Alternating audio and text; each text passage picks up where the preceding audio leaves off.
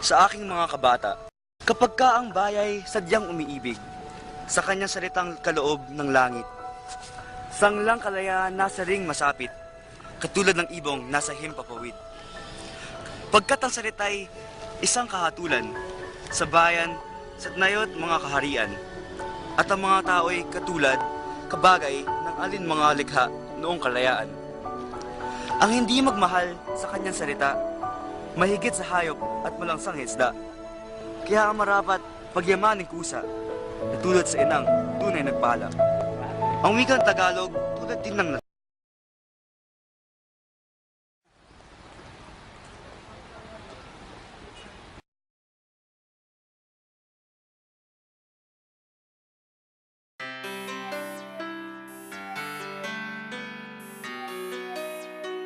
JD Relic.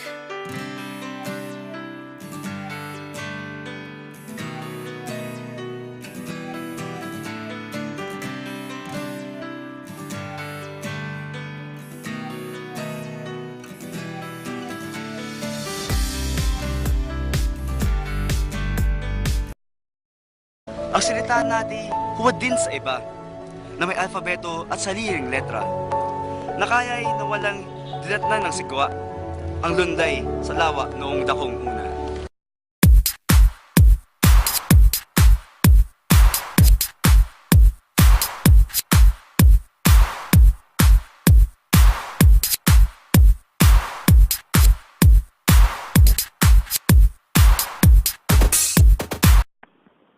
Maliit lamang ito kaya kayang ilagay sa bulsa. Ang tinta nito ay hindi basta-bastang napuputol kahit mahulog. Ang GTEC naman ay hindi na kailangan ng sausawan pa, tuloy-tuloy ang pagsusulat.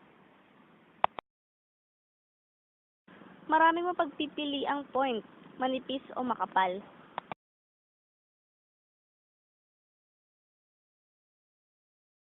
Kahit ang presyo nito ay mahal, matagal naman itong napapakinabangan.